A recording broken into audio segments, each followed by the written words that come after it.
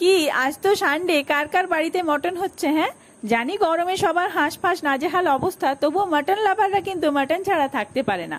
আমি বাড়ি এসেছিলাম আর তখনই মা রান্না করছিলেন এটি।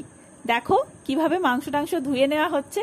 আর আমরা যখনই মটন রান্না করি, মটনটায় বেশ দই দিয়ে আর হলুদ দিয়ে ভালোভাবে ম্যারিনেট করে রাখি। হ্যাঁ, অবশ্যই নুন দিই না, কেন কি পুরো জল কেটে যায়, মানে একটু খারাপ হয়ে যায় ব্যাপারটা, সেই কারণে। আর এই গরমে এত নুন দেওয়ার প্রয়োজন হয় না আগে থেকে।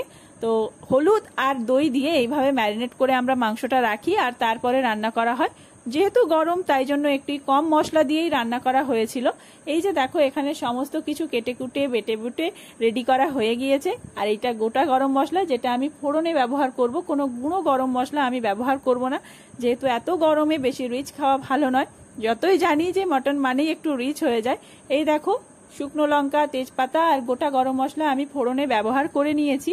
তোমরা নিশ্চয়ই ভাবছো যে বারবার বলছি গরম গরম আর এত রিচ খাবার রান্না করছি, তারপরেও বলছি যে না, আমি রিচ খাবো না। কি করব বলো, একটু তো মটন খেতে ইচ্ছাই হয় নাকি? যারা মটন লাভার রয়েছে তারা নিশ্চয়ই বুঝতে পারছো এই ব্যাপারটা, নাকি বলো?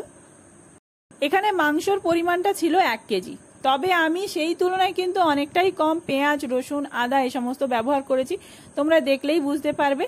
এখানে যাতে বেশি তেল ব্যবহার করতে না হয় তার জন্য আমি যে চর্বিগুলো রয়েছিল সেগুলো আমি পেঁয়াজের মধ্যে দিয়ে দিয়েছি। পেঁয়াজের সাথে এগুলো একটু ভাজা হলে আমার যে তেলটা কম পড়ছে সেই তেলটা আর কম পড়বে না, আর আমাকে এক্সট্রা তেলও দিতে হবে না। ওর থেকে তেল বেরিয়ে আসবে, তাতে করে পেঁয়াজগুলোও ভালোভাবে ভাজা হয়ে যাবে আর মাংসটাও রান্না হয়ে যাবে। এখানে এটা আমি রসুনের পেস্টটা অ্যাড করে দিলাম, যেহেতু মিক্সিতে বাটা হয়েছে তাই জন্য একটু বেশি মসৃণ মসৃণ দেখাচ্ছে। তবে এটা কিন্তু দই নয়, এটা কিন্তু রসুনের পেস্ট ছিল, ঠিক আছে? আমার যদিও একটু শিলে বাটা মশলা পছন্দ, যদিও নিজে বাটতে পারি না ঠিকঠাক করে, তাই মাকে আর জ্বালালাম না। বললাম না, ঠিক আছে তুমি মিক্সিতেই করে দাও, আমি রান্নাটা করে নেব। আর হ্যাঁ, সব থেকে ভালো ব্যাপার হচ্ছে যে আমাদের বাড়িতে যখনই মটন হতো, এখনো পর্যন্ত আমার বিয়ে হয়ে যাওয়ার পরও যখনই মটন হয় আমি এসে রান্না করি, তারপরে খাওয়া হয়। আর আজকের ব্যাপারটাও ঠিক সেই রকমই ছিল, আমি এসে রান্না করেছিলাম। আর এই দেখো, এখানে আমি আদার পেস্টটাও অ্যাড করে দিয়েছি। এরপরে টমেটো দিয়ে দেবো। এ দেখো, টমেটো কুচি দিয়ে দিয়েছি। টমেটোগুলো বেশি ভালো করে কুচোইনি, কেন কি জানি যে মটন হতে হতে এগুলো হয়ে যাবে। আমি কিছুটা ধনেপাতা এখানে কষানোর সময় অ্যাড করে দিলাম, পরে আর ধনেপাতা দেবো না। এখানে যে মাংসটা ম্যারিনেট করা ছিল পুরো মাংসটাই আমি এখানে দিয়ে দিলাম। এরপরে যে হলুদ, লঙ্কা গুঁড়ো, জিরে গুঁড়ো এই সমস্ত কিছু আমি জলে গুলিয়ে নিয়ে সেই জলটা দেব, তাতে করে কালারটা ভালো হয়। তবে তোমরা কিন্তু ভেবো না এখানে কোনো রকম বাজে কালার আমি ইউজ করছি, কেন ঘরে খাবো এরকম কোনো ইচ্ছে আমার নেই। এখানে কুকমির যে রেড চিলি পাউডার সেটাই আমি ব্যবহার করেছিলাম, আর এটাতে ঝালও যেমন হয় সেরকম ভালো ভালো একটা কালারও আসে।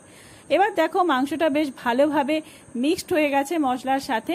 আর এইভাবে আমি বেশ কিছুক্ষণ ঢাকা দিয়ে দিয়ে মাংসটা ভালোভাবে কষিয়ে নেব, কেন কি খাসির মাংস যতটাই ভালো কষানো হয় ততটাই ভালো খেতে হয়, যত টাইম ধরে কষানো হবে তত ভালো খেতে হয়।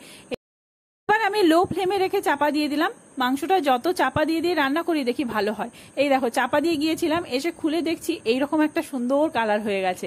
আমি বারবার দেখি যে খাসির মাংস যত একবার করে নেড়ে দিয়ে যাই, তারপরে আবার চাপা দিয়ে দিই, দিয়ে আবার কিছুক্ষণ পরে এসে যখন খুলি তখন দেখি আরেকটা সুন্দর কালার হয়ে গেছে। আবার চাপা দিয়ে যাবো, তারপরে এসে খুলবো, দেখবো আরেকটা সুন্দর কালার হয়ে গেছে। এই দেখো, আবার একটা কালারটা চেঞ্জ হয়ে গেছে। কি সুন্দর হয়, আস্তে আস্তে কষতে কষতে জাস্ট কালারটা যা আসে না, আমার জিভে জল চলে আসছে। এডিট করতে করতে জিভ আটকে যাচ্ছে, বুঝতেই পারছো তোমরা আমার ভয়েসটা শুনে। এবার দেখো, বাঙালি আলু ছাড়া কি মাংস খেতে পারে? এই যে প্রেসার কুকারে ঢোকানো হবে, যাতে করে প্রেসার কুকারে সিটি দিলে এই আলু, মাংস সমস্ত কিছু ভালোভাবে সেদ্ধ হয়ে যাবে। আলুগুলো বড় বড় করে কাটা ছিল। আর এই যে খাসি মাংস যতক্ষণ না ভালোভাবে সেদ্ধ হচ্ছে ততক্ষণ কি ভালো খেতে লাগে? বেশ হাড়গুলো চিবিয়ে চিবিয়ে খেলে তবে তো মজা। এই দেখো, আমার মাংস এখন রেডি হয়ে গেছে। তোমাদেরকে একটা কথা বলে রাখি, এই মাংসতে কিন্তু এক্সট্রা কোনো গরম মশলা বা অন্য কোনো মশলা, মিট মশলা টাইপের বা তেল আমি কোনো কিছুই অ্যাড করিনি।